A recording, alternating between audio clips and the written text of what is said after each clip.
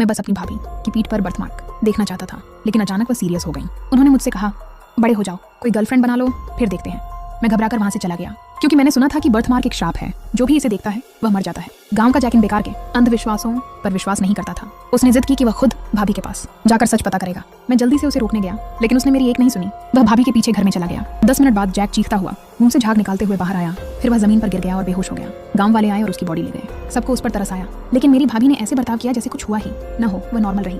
थोड़ी देर बाद जैक का बड़ा भाई दरवाजे पर आया। उसने भाभी से जवाब मांगा, लेकिन भाभी ने कहा, कातिल तो बर्थमार्क था। हमें से किसी को भी विश्वास नहीं हुआ। जैक के बड़े भाई को यह मजेदार लगा। एक बर्थमार्क किसी की जान कैसे ले सकता है। वह उसे देखने की जिद कर रहा था। मैं पास खड़ा रहा और उसे रोकने की कोशिश की, लेकिन अब उसका खुद पर कंट्रोल नहीं था। वह भी भाभी के साथ घर के अंदर चला गया। बर्थमार्क देखकर वह पागलों की तरह बाहर भागा और चिल्लाया, मुझे वह बर्थमार्क नहीं देखना चाहिए था। यह कहकर वह जमीन पर गिर पड़ा। इस तरह दोनों भाइयों की रहस्यमयी तरीके से मौत हो गई। मेरी भाभी पूरी तरह से श्राप की निशानी बन गई। मैंने सच जानने की कसम खाई। 10 साल बीत गए।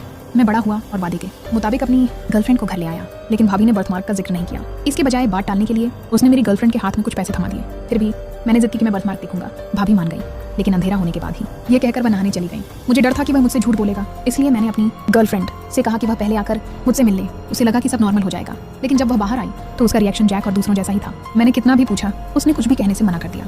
फिर वह चली गई। मैं भाभी के पास जाने ही वाला था कि मैंने अपनी गर्लफ्रेंड की चीख सुनी। मैं दौड़ा और देखा, वह पहले ही मर चुकी थी। सच भाभी के पास ही रहा होगा। मैंने उसे बर्थमार्क दिखाने के लिए मजबूर किया, और आखिर में मेरे माथे पर सिर्फ गहरा अफसोस था।